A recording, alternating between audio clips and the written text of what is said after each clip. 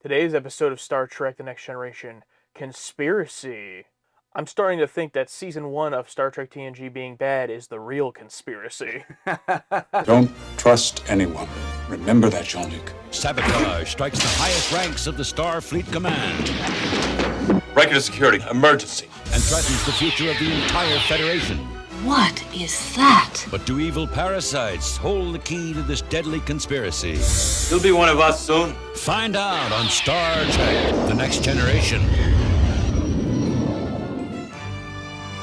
What a episode it was. Really unbelievable in terms of what it presented, what it reminded us of things that happened earlier in the season, and brought in people, actors from that same episode, bringing up a storyline that was just kind of dropped that, I personally was like, well, what about this? You brought this up. There's something going on in Starfleet. What is it? And then for them to actually bring that back was mind-blowing to me. I loved this episode. This is going to be one of those I just sit here and praise the whole thing. I don't think there's anything about this episode I have any complaints about. I loved it from start to finish. What about you? Yeah, same here. I guess funny complaint is just the fight scenes and just like the obvious Stunt doubles, but I love it. I love that stuff, Yeah, but it was so much fun. The whole thing was so much fun. And one of those moments in a show where, they tease us.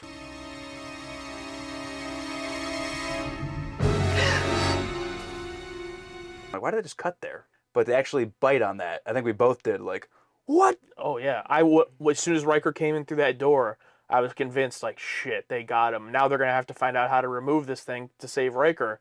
And no, that was a great gotcha moment.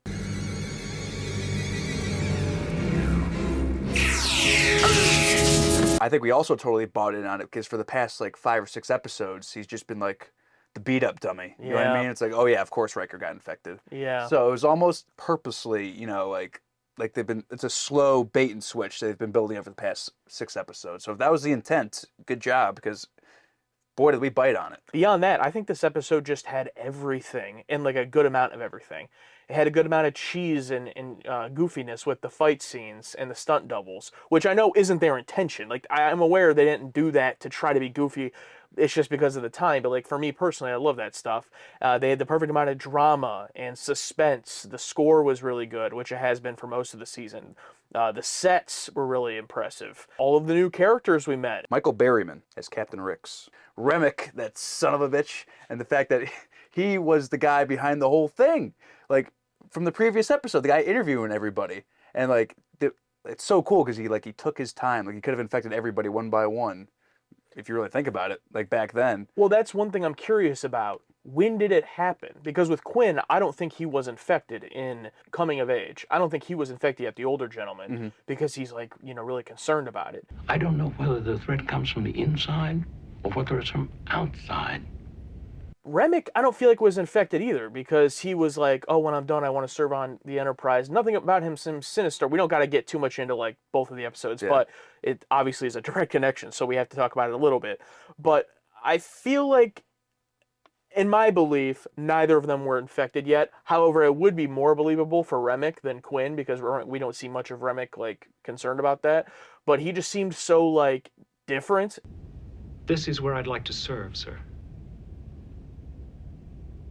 I think it happened sometime in between. But he was the prime one in this episode. They were coming from him, out of him and in him. Yeah. I just gotta bring it up now. But the scene where the thing they shoot him, head explodes, thing bursts through his chest a classic 80s practical amazing horror movie effect. And I love how Picard is all like about preserving life and all that, but as soon as that thing pops out, just like him and Riker both just nope.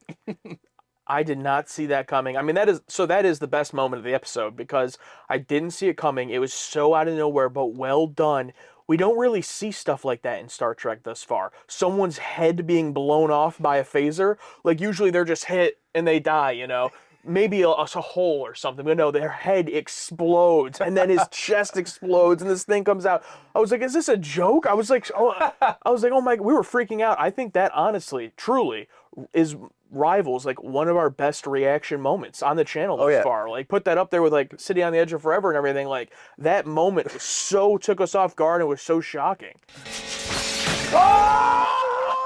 What? Oh my God! What the hell? It was so like unnecessarily extra, and like the stuff before that with like the claymation stop motion bugs coming out of people's mouth where they're clearly doing this. Yeah, You know yeah, what I mean? yeah. It's like, yeah, okay. They're cheaping it out. Is Cliff Bowl a pseudonym for Sam Raimi? It was like something he would have directed. Yeah. It was a Shit. pretty Picard-heavy episode. Like he beamed down in the beginning. You know, he talked to Quinn. I mean, Quinn has the moment with Riker and Worf and Beverly coming in with the phaser. Yes, Frakes does his, high kick, bicycle kicks. Worf honorable, like, honorably fights him, and then Beverly's like, no, we're not doing that. I can clearly see, I'm not going to fist fight you. You're done. Yeah. When they were down on the planet and we meet the Vulcan character, and it leads to the reveal of the worms. They're all infected. That got me. And that's the whole thing, right? Since those things were fully grown in their heads, they're all dead now, right? Yeah, because they had no way of removing them. And remember, she said, set your phasers to kill. So I'm pretty sure they all died, except for Quinn. Somehow they were able to, because they didn't kill him on the Enterprise. They were like, he's fine at the end. I think she said set them to kill because stun just isn't working on them because they're so, they're so OP. But I do think they all died. I think that Quinn survived because when they killed Remmick, it said that the mothership killed all of them. Yeah, that's right. Which is pretty weak, but all right, whatever. Possibly one of the best endings to an episode. I love a good laugh on the bridge, but I like the whole, it's coming from Earth, and the fact that there's other ones, possibly on Earth. And this episode really showed we can bring up stuff earlier in other episodes that are episodic, but it could come back later on. Yeah. And that makes me so excited. That's why I was worried when they were like, oh, that one died, so they all died off. I'm like, oh, it'd be neat if you like didn't capture them all. Where are they going to end up? But then they dropped that little nugget about Earth. I believe it was a beacon, a homing beacon, sent from Earth. This reminded me of like a Twilight Zone or an X-Files or like that more darker version of sci-fi that we really love. And I thought it did it really well. That's why it surprised me so much. It wasn't like they took an attempt at it and it sucked. Like it was really good in my opinion. The practical neck effect on Remmick was one of the best I've ever seen. Yes. Ever. Like I'm looking for like the lines or anything. I'm like, that's his neck. Yeah. I know it's not, but like that's his neck. Amazing. Yeah, that was really, really good. That whole scene, just one of the best so far. I also want to go back a little bit because I want to talk more about when he first beams down to that planet with the three captains. I loved the world building there of meeting these three captains. Yeah, there's Captain Ricks, Captain Trilus Scott, and Captain Keel. Walker. Walker Keel, right? Yeah. So Keel dies, presumably, at least, because his ship gets blown up. And then Captain Scott dies because she's infected, so they're killing them. But Captain Ricks isn't seen again after that opening scene, so I'd love to see him again. I think he's still alive today, so yeah, so he can always come back in Picard Season 4. I meant in this show, but yeah. Oh, yeah. But yeah, sure, that too. Yeah, I know. I'm making a joke. Yeah, he could come back. So now knowing that anyone can come back is super exciting to me. Yeah, it's really awesome. How are you surprised, though, that they brought back Quinn and Remmick? Quinn ends up surviving, so maybe he'll be back again. But they kind of build up Remmick's character in Coming of Age, give him a little bit of redemption. He comes back in this, and his head explodes. You think that was fan service? Like, oh, we got an idea. Like, people hated this guy. I got an idea. We're going to make his head explode. Yeah, maybe the Patreon takes will tell us more, but I'm really curious, when they were writing Coming of Age, did they already know they were going to follow it up with this episode? Yeah, that's a good point. Yeah. And back to the comment you said, like, I'd really like to serve on the Enterprise. Like, this species has been, like, they made a comment that they've been slowly doing this for a while. And now I look at the comment as, I would love to serve on the Enterprise, meaning, like, I would love to infect the Enterprise, because this is, like, Yeah, this is, like, the best ship Starfleet has. And if our species has this ship, just another look on it. Maybe people will tell us. Yeah, I also find parasites, just the idea of them, is one of the most disturbing things. It always gets me, whether it's Slither or even what they showed in Wrath of Khan, or there's another movie called, I believe it's The Bay, found footage horror movie about parasites that is... The Thing? The Thing is a parasite, yeah. Even though you don't see like a bug or something, but Yeah. But yeah, The Thing. So that idea always gets me because it's something that it's not a monster chasing you, right? Like it's something that takes you over. That always gets me. So I love that it was used here. Is he one of them? Is he not one of them? Who can we trust? And I love Picard's whole like demeanor and the tenseness when you can tell like asking questions to verify, and how multi-layered they did it in this episode with Picard. Recall the night you introduced Jack Crusher to Beverly? Know full well that I hadn't met Beverly then. You introduced him. My brother introduced them. You don't have a brother. Like even after he answered, like, okay, he was still testing him after that. It's like, that's great. Story by Deborah McIntyre and Mona Clee, teleplay by Morris Hurley. So yeah, a few of them on there, but great job from them. It was so greatly written. I like I said, I don't really have much to complain about with this episode, so it's like I don't have much else to say because it just was all good. But you know who might? Our patrons. Yeah. Did you have anything else to say, or are you good? No, I thought it was fantastic. It just new stuff in terms of like Star Trek television introduced here that I never would have expected. Just seeing faces we've seen, continuing stories that were dropped off. I'm still mind blown. Someone's head exploding and an alien bursting out of their chest, and super crazy practical effects. Yeah, it's wonderful. I'm not expecting this to be the tone of TNG going forward, but I did feel like this episode was a game changer. Like it was like, if I wasn't already bought in, I'm bought in. It's like we're here to play ball. Yeah. And watch your back, Picard. We're going to jump into our patron takes. This is where our patrons get to let us know what they think of the episode, as well as predict how we're going to think about it, ask us questions about it, and give us fun facts, because we read these for the first time right now after watching and fully discussing the episode. And a lot of times they disagree with us, actually, so it can get pretty interesting. We only read a few of them here for the video, but we do read all of them, and there's a full discussion over on Patreon with all of our patrons, so take part in that and chance to be featured in the video. All right, I'm going to start with John M. I predict Remmick's popping head will be your biggest pop since McCoy showed up in the motion picture. I think they're right. I think it was. You're right, yeah. We've had some decent pops throughout TNG so far, but I don't think anything matched that. No, I was frozen after that. Like, I couldn't believe what I was seeing. It wasn't real. He goes on to say, I'm enjoying how much you enjoy Season 1. It bodes well for a channel that plans to watch everything. But for me, the only 2 episodes in Season 1 that you could interject in later seasons and they fit in fine are 11001001 and this one. Okay. So there you go. High praise. This one's from CM Waters. Gentlemen, one of the grossest deaths in Trek history. Oh, wow. When you first saw these characters, did you ever think things would end up this way even slightly? No. I did not expect it. From the start to the end, I was like, where is this going? This is amazing. Oh, yeah. I mean, if you're talking about the people that we see on the view screen for seeing those characters, like, no, I did not think...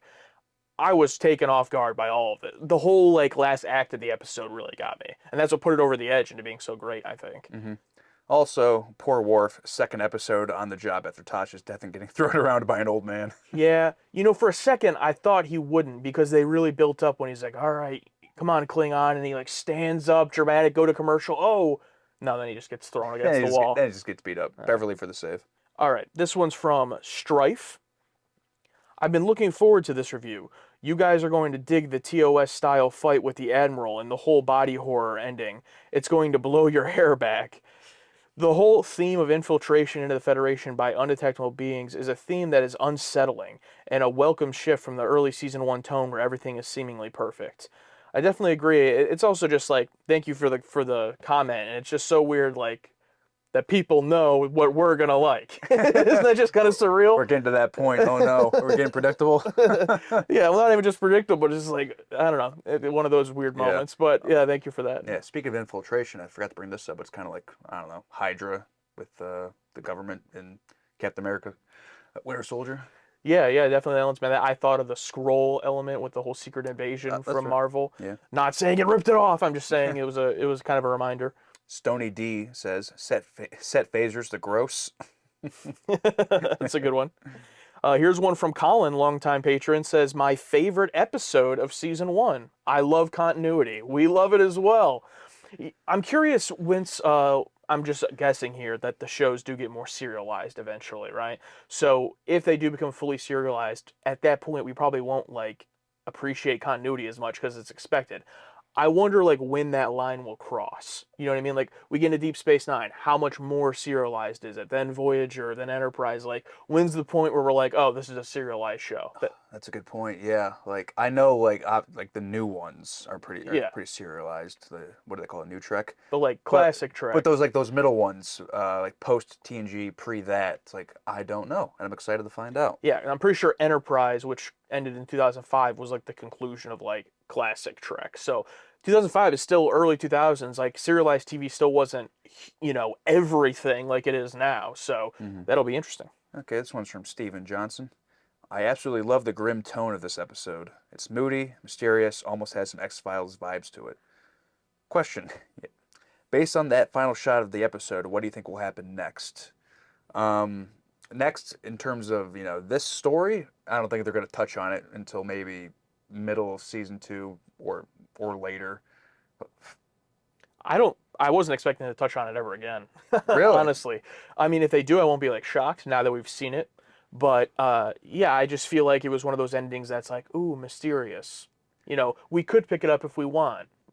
Yeah, I'm assuming like just all the bugs from that from Remmick's guy were just the ones connected to him. Meaning there's other, like he's not the only one. He's not like the queen bee. Yeah. Like there's other ones with other hives. Yeah, exactly. And this could be almost like introducing a new species in a way. We didn't get their names or anything. He said like, "Where are you from?" And he's like, "It doesn't matter," or something like that. We're superior beings. Yeah. So yeah, who knows? Maybe they get introduced again along the line. This is from Lucas. Some people don't like the darker tone of this episode and don't like the way it makes Starfleet look. I have always enjoyed this episode and the darker, more Twilight Zone-esque tone. And I agree, and I don't want the entire series or franchise to be dark, Twilight Zone, dark endings. But there's just that piece of me that loves it so much that it's nice to come across these episodes. You know what I mean? We came up on television like that. Like it almost makes us feel like kids again, or I don't know, it's that warm welcome, even though it's dark and horrible. Like we're always like, I feel like I'm always looking for it. Like I love the happy Star Trek endings, but when like one like that does happen, it takes me back to like, I don't know, a Beyond Belief or a Night Visions or something where it's like, oh, it tickles something where it's like, it takes me back. Yeah, even back to like a kid, like, Goosebumps books or those short horror story books, you would read.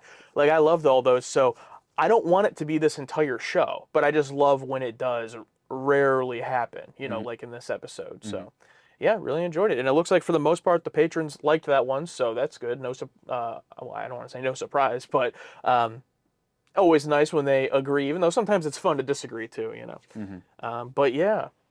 One left. Will the last episode make us change our mind and think the whole first season is terrible? Well, we already know the answer because we've watched the episode, but you guys will find out soon. Kayfabe is dead.